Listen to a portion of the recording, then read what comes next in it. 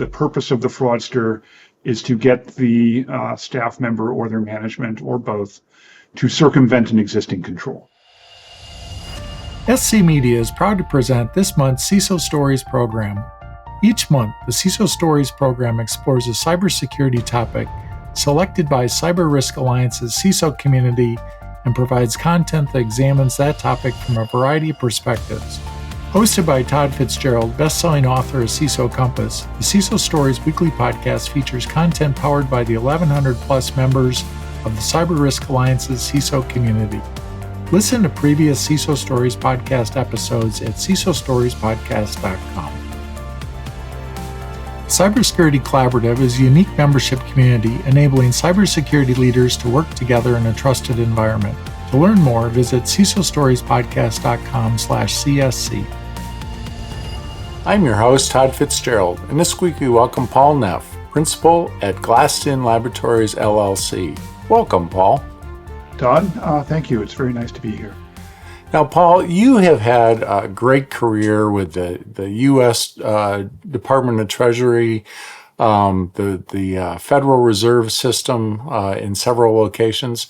Tell us a little about that and what attracted you to the cybersecurity field.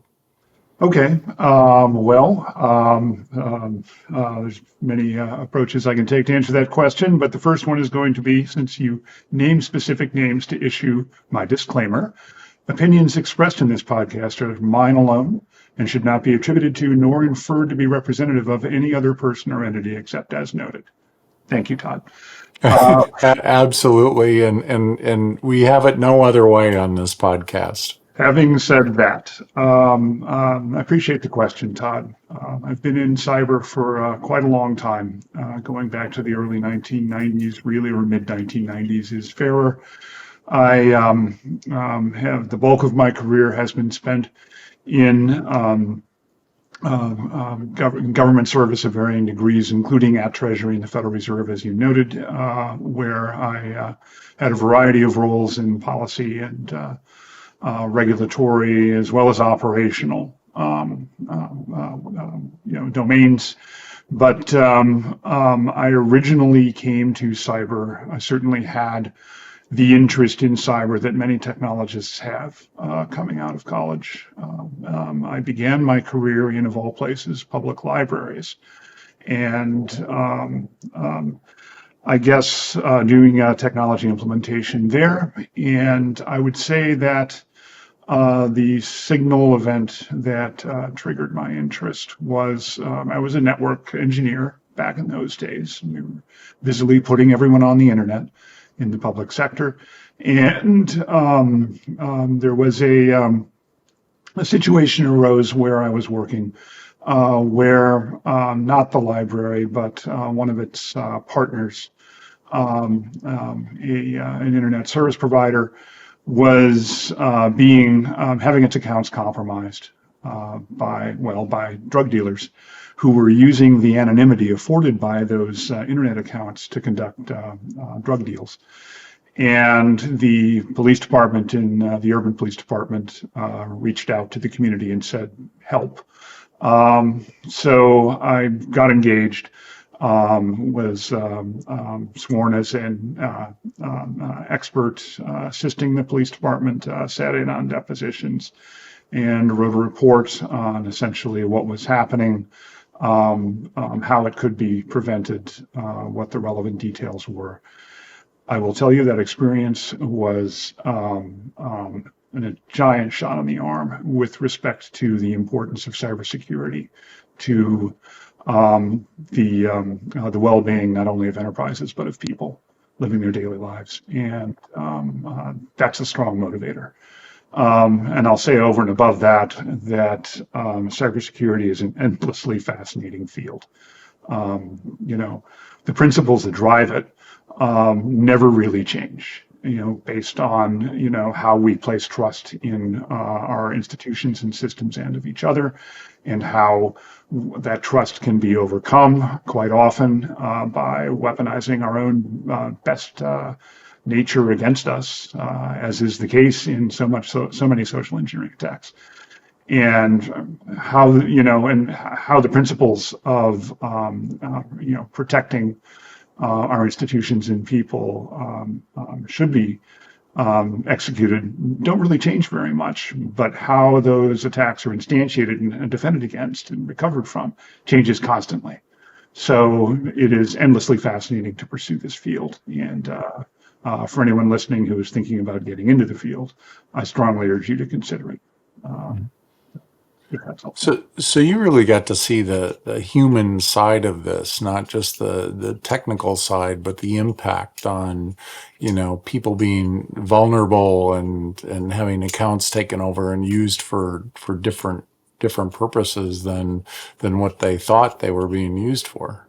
No, that's absolutely true, Todd. And that was brought home to me as well during my time supporting the supervision and regulation function of the Federal Reserve, which is driven by two core principles. First, that financial institutions should be operated in a safe and sound manner, protecting the banking franchise, the underlying trust we put in it, in the U.S. economy, and the safety and soundness of the broader economy, but also the practice of regulation of cybersecurity is driven by protecting the consumer. And for several years within the Federal Reserve, really more than several, I was heavily engaged in responding to instances of fraud impacting consumers or business customers of the bank who are not strictly consumers, but are certainly impacted. And seeing how, so I would, my job was to understand what had happened and ensure that we, the regulator, were receiving appropriate, the best information we could to help through supervisory and regulatory action protect the rest of the sector, to make sure that the financial institution impacted was getting the resources that it need, and most importantly, that the consumer was protected throughout the process, and or business customer, and that they were being fairly and carefully treated throughout the incident. Well, it's such an important role because it's so important that we do depend on our financial institutions, that I go to sleep at night knowing that, the money that I've saved for my future is being safe and is going to be there tomorrow morning. If I had to worry about that every day, that would be a big problem. Which brings us to our topic today. Talking about deepfakes and are you vulnerable to deepfakes? And I know we've had some discussions on this. I think it's so fantastic to get somebody who has worked on consumer fraud and understanding the deepfake problem that's out there. I was at a conference recently, and they were showing some of the deepfakes, and these are so real looking that it's really a scary new vector. If people are falling for those phishing emails that are enticing them, now when you see the video of somebody that looks so realistic, generated by AI, this is a real problem to combat. But the good news is that there are things that we can do to minimize that risk. So help us, walk through what are some of those. I guess first, how do you perceive the problem of deepfakes before we get into the solutions of that? But what do you see this landscape is like? Is this a big thing? Is this a little thing? Or where do you feel it's at right now? Well, I guess the way I'd put it is that it's a small thing now, but a rapidly growing, and I think is destined to become a big thing with respect to fraud and other deception-driven attacks, driven in particular social engineering attacks that threaten enterprises and people everywhere. Let me explain what I mean by that. We have, as we all know, social engineering is at the very, and combating social engineering is the very foundation of cybersecurity. It predates the internet, predates technology, and social engineering is enabled by the adversary's ability to produce fraudulent representations in multiple media, from forged checks to and enabling documents to forged letters and later forged electronic mail, and now what we see deepfakes doing is bringing the power of technology to forging what heretofore have been considered human connections, in particular voice communications through telephony and the internet, and video communications such as we are doing right now. And at present, it appears to me and to many other experts as well that we've crossed a significant line in the last few years, and with video probably very recently, but we've certainly crossed it as well. We have very successful fraud typologies right now that we're struggling with, in particular business email compromise, which I assume is familiar to most listeners, the fraud typology where the adversary tries to force a fraudulent payment through a combination of channel compromise, such as unsecured email, which they then use to forge messages that are coming from a trusted account, and therefore very difficult to detect as fraudulent, but augmented by deception. Fake content saying that there's a different counterparty to the to a payment than was previously considered by the company, or that senior management is weighing in and saying send this payment now to the people empowered to make the payment. That's essentially how business email compromise works, and the aims of such fraudsters are greatly enhanced by the ability to create fake telephone communications, fake video communications that purport to come from staff members, managers, or customers at senior levels that motivate them. The purpose of the fraudster is to get the staff member or their management or both to circumvent an existing control and send that payment. And we'll talk in more detail about what that means. But you asked about I'm getting ahead of myself. You asked about the state of the threat. The conventional wisdom that I've heard from various experts and seen in action for myself is that with respect to audio, particularly telephony quality audio, there are many tools out there, including some free tools, that from the point of view of a listener can create, with a small amount of input data, very convincing frauds that sound exactly like the speaker to the ear of the listener.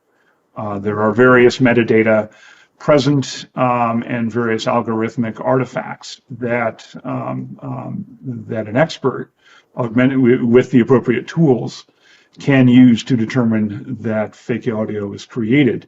But that takes time and is not necessarily a foolproof process. And that's been true for several years. Audio deepfakes in the wild using current technology is maybe 4 or 5 years old at this point and well established. What we're all talking about and why we're having this conversation is that it's come to the attention of our community that video deepfakes are now something that can be weaponized through our teleconferencing channels. And there was a case familiar, I think, to everyone by now in the cyber community in Hong Kong involving an adversary constructing an elaborate scenario delivered through teleconferencing medium, where they stood up a meeting with video representations of multiple senior management within an individual's company to collectively convince this individual to authorize and send an outbound payment of, I forget what it was, 25 million or something of that nature. And yes, it's an elaborate scenario, difficult to pull off, but our adversaries are accustomed to spending $1 million to make $25 million, and they can do it.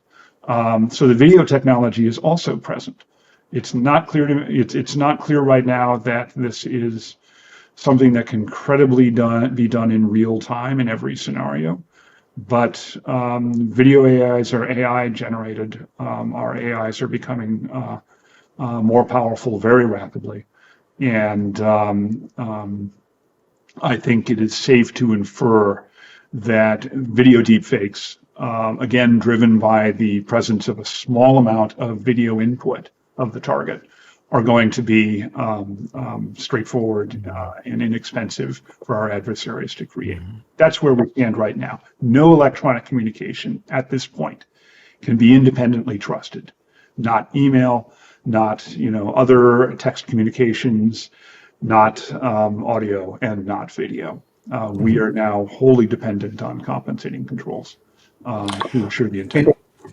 And it's interesting how even experienced people can fall for something as simple as a fish. I mean, I had received an invoice the other day, and I was traveling with a conference, and I was busy, and I'm looking at this email, and it was, you have this invoice payment for $790, and that's due, and I thought, well, it's probably a scam. But it started going through my mind. I was thinking, was there something I'm supposed to be paying? Because I just had some work done in my place, and I was thinking, I wonder if that was the invoice I was expecting. Well, I didn't act on it. And then a day later, I got a notice from PayPal that said, we declined the payment to this because it was to an armory, and so it was illegal or something, and so we declined the payment to it. So I'm starting to look into this, and I went into my PayPal account, and I saw no activity reflecting that at all. And so what I realized was the actual scam was the PayPal notice that was trying to get me to click on the PayPal information. And so these become more elaborate than just a one-time email. It's a follow-up with something else. And so you can see the sophistication. And I can't imagine with the deepfakes how sophisticated some of these are going to become. And most people aren't going to, they don't have the tools at their disposal to see if this is real or not. So let's get into solutions here. So what is it that organizations can do, in their technology and their processes and people that we can mitigate the risk of these types of things happening, or mitigate the damage if they do end up happening? Okay, well, I'll talk about sort of a combination of things that in various capacities that we've discussed, I've been involved in investigating in a lot of these sorts of frauds. And so I'll talk about what works and what doesn't, as well as make some semi-speculative statements about controls that we may or may not work with respect to deepfakes, particularly. And I'll start with that. I am not by any means a technical expert on deepfake generation or detection, but as I had my staff look into the state of practice in both areas. And to summarize, and this is not an especially formed opinion, but it is my own, is that there seems to be a consensus view that the ability to detect deepfakes, and I want to start with that, because as CISOs, we're often accustomed to looking for controls that we can execute automatically and at scale to leverage technology to gain an advantage over the adversary. And so that would tend to imply, in this case, having detective controls in place that would be able to detect when a deepfake is coming through an IP telephony system or coming to you over a video conference. Is there a way to automatically detect whether that is occurring? And the answer seems to be maybe. That there are certain artifacts that are, well, first of all, the generation of any deepfake using a software package or an AI is going to leave certain metadata behind in any file that is communicated or as an artifact of any stream, including the source of the stream or the source of the call in the case of telephony. And it's possible to employ various technologies, filtering technologies, to check for unauthorized sources, including things like spoofed caller ID with respect to a phone, and standard IP filtering techniques and inspection techniques for video calls. And so that we can expect and continue to rely on those to filter some of these out. There are also artifacts that are present in these calls, which, if recorded, can help there's ways that a lot of these things are driven by artificial intelligence at this point, or at least by concentrated processing. And it's possible to apply similar levels of processing power to detect these artifacts of production, so to speak. Differing audio levels, repetitive phrases, and so forth. The challenge there is that it's difficult to do that in real time.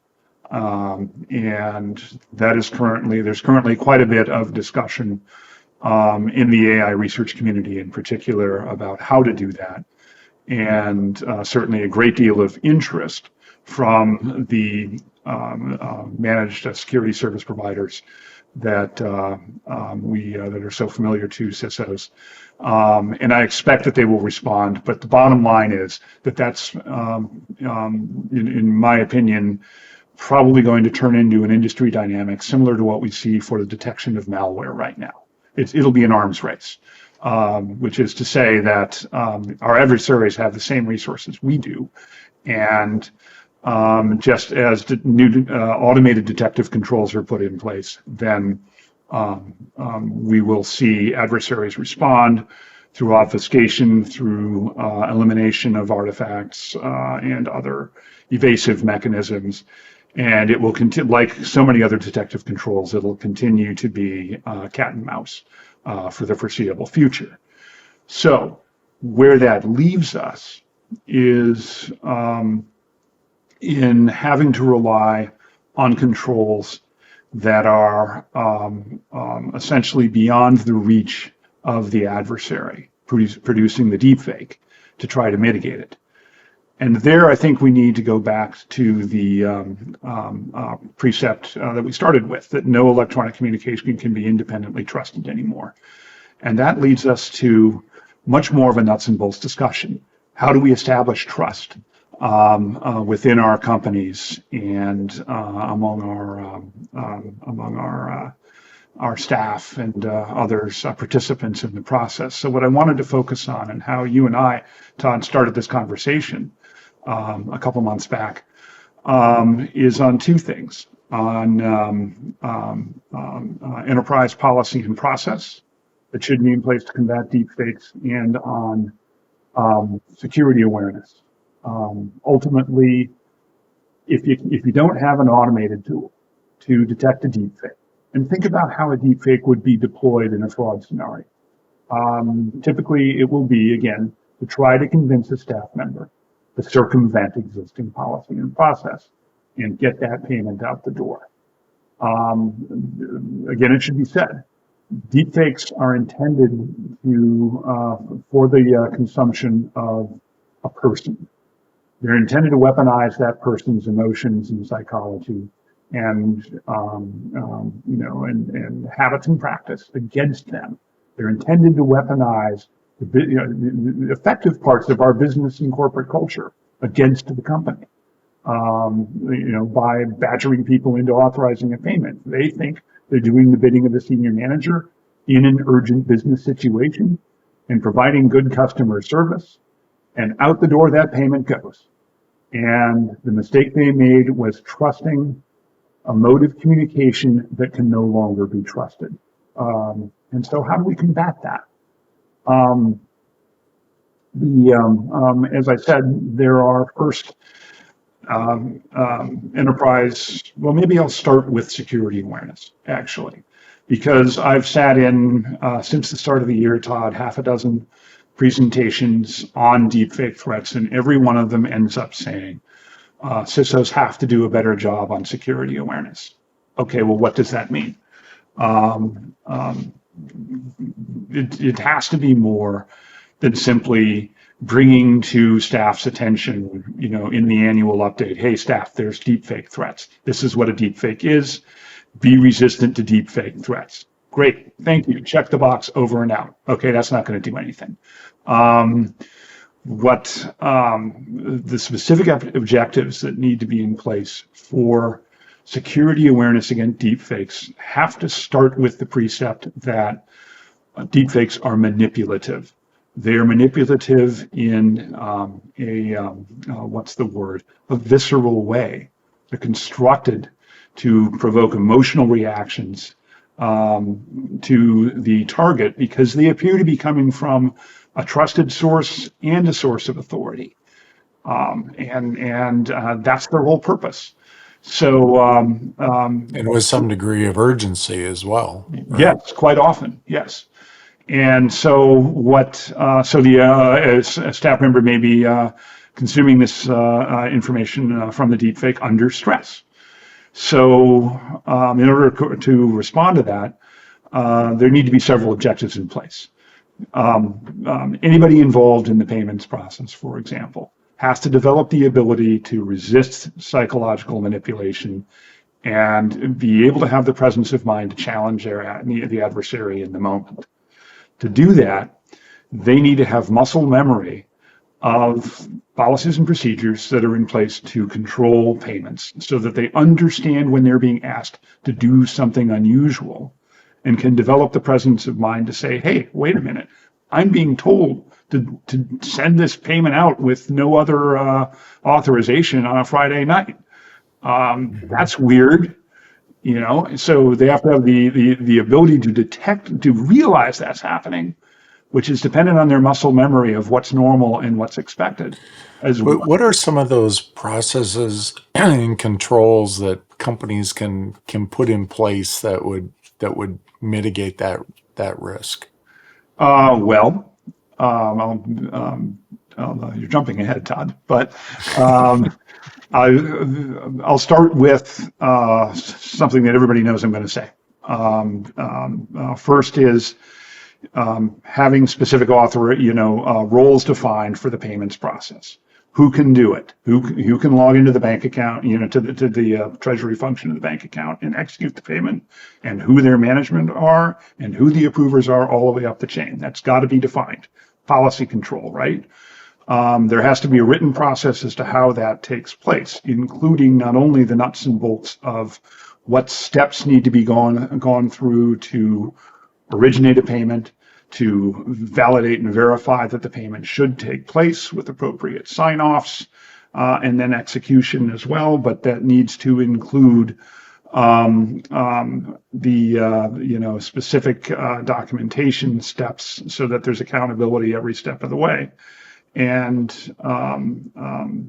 various and in particular controls for high dollars that are dual control, so that the payment can't get out the door with multiple persons in the company authorizing it.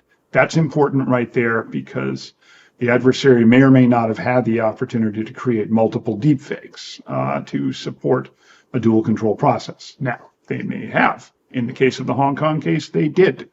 but it puts the adversary back in that they would be forced to work harder to achieve the same objective. Now, there are more controls I can talk about.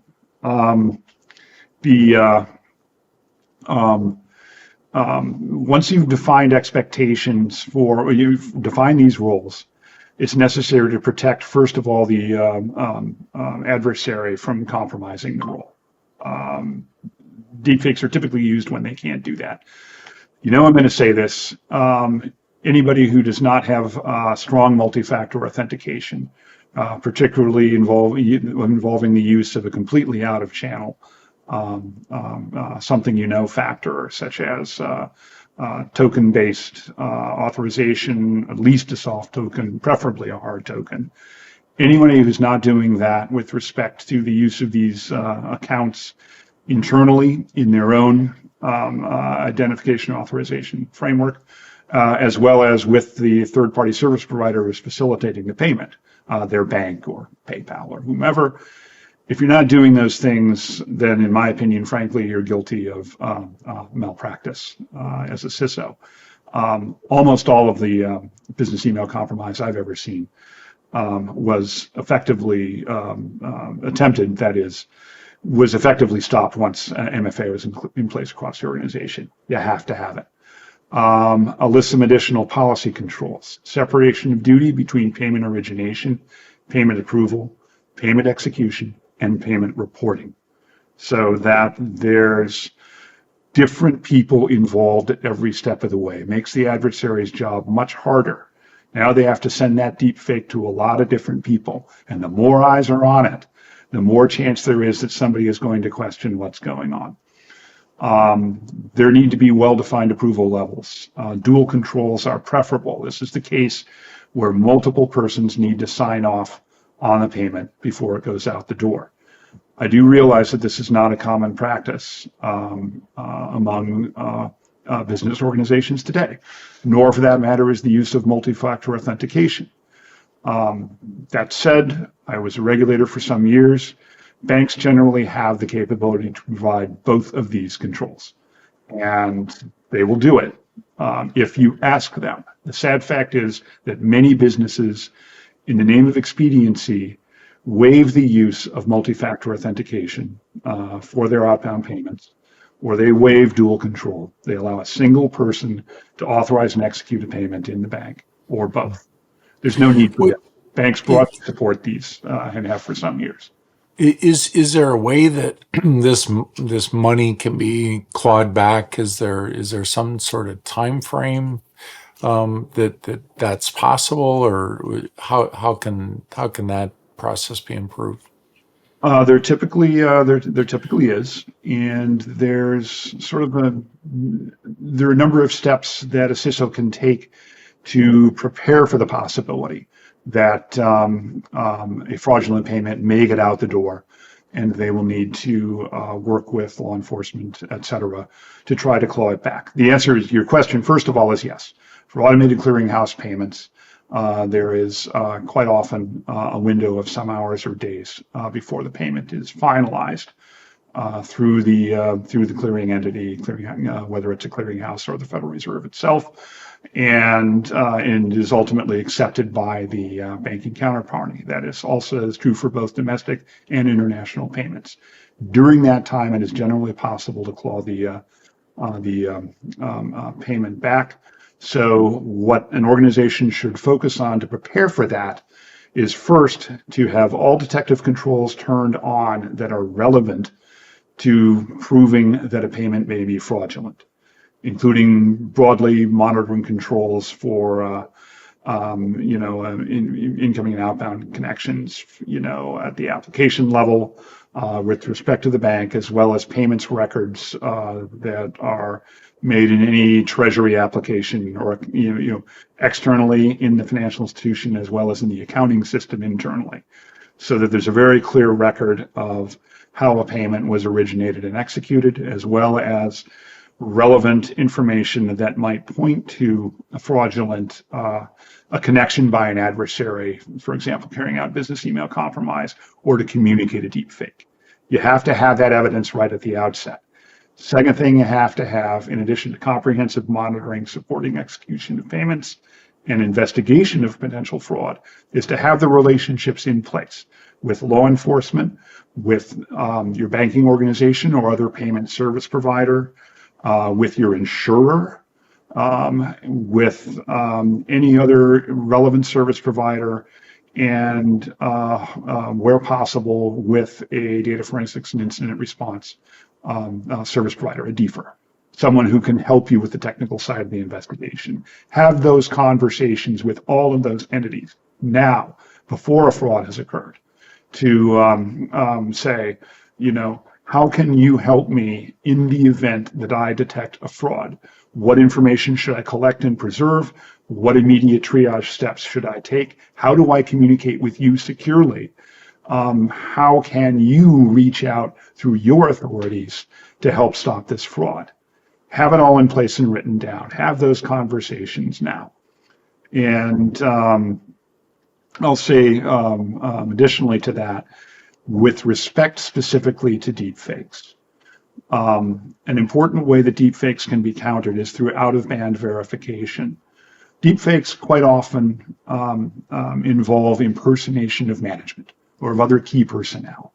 So it's important for staff to be empowered to be able to communicate with those same key personnel, which potentially is quite high up the corporate hierarchy, to reach out to them through an independent channel and validate, is this really you? It's really important that they be both empowered to do that in policy and empowered to do it by having appropriate information at their fingertips. It is right and appropriate for payments personnel to know how to reach the CEO, okay, maybe I'm exaggerating, but to know how to reach senior management through an out-of-band channel on their personal mobile, on their personal email, and through something that might be beyond the reach of a deepfake actor or a business email compromise actor, and to be able to validate with them, is this really you? Hi, everyone. It's me, the real Todd Fitzgerald, and I'm excited to announce that we are hosting a contest to win lunch with me, the real Todd Fitzgerald.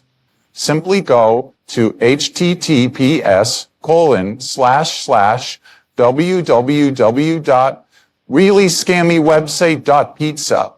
If you're worried, don't worry, because it says HTTPS. That's how you know it's secure. Simply submit 3 to 4 of your favorite social security numbers for a chance to win. We'll eat real American food, like chili dogs or turkey. That's right, it's me, the real Todd Fitzgerald. Do not think about this too hard. So this is great. I'm sure we could talk a long time about this, but what final advice would you give to emerging CISOs, current CISOs, existing CISOs as they're trying to improve their processes to not have this type of an event happen to them? I think that would, I think we're actually getting towards what my final advice would be at this point now. It's to understand that, first of all, that as a CISO, you need to think about having strong processes and strong relationships within your company, and to reinforce those in particular through security awareness training that is actually effective. I think I would advise CISOs to pay equal attention, just as much attention to training and awareness as they do to their technical control infrastructure, and to pay equal attention to the integrity of the core business processes of their company. Security is always done in the context of people and process. Too many people concentrate on technology, but concentrate on the people and process. And the other thing that I would have them think about is try to think deeply about the fact that deepfake threats weaponize the best instincts of your people against the company. That means that the whole company needs to come together in the context of its corporate culture to solve this problem. It should not be the case that low-level employees in the wire room should be intimidated by a video into thinking they are doing the bidding of the CEO. They need to be empowered to challenge that. That's how you patch that hole. You empower the employee, and that requires tone at the top. In your next meeting with your CEO, and if you don't have a meeting with your CEO, then make it happen on this threat. Explain that management's got to make the commitment to staff that if they provide that effective challenge, that they will not pay a penalty for it, that they are doing their jobs, and to make that stick, and to change and to make sure the culture accommodates the possibility of deepfake enabled and fraudulent. I think that's an awesome sentiment, and I think it's also a way that CISOs can actually help change the culture of a very top-down authoritarian organization into one that becomes more empowered. So there's even more benefits beyond that. Well, thanks a lot, Paul. Thanks for taking the time today. We really appreciate it. Todd, thank you for having me. It's an honor and a pleasure. Thank you. Thank you for tuning in for this week's episode of the CISO Stories podcast. Please subscribe to the CISO Stories podcast and you will receive a new story each Tuesday at 10 a.m. Eastern Time. We'll see you next week for a new episode.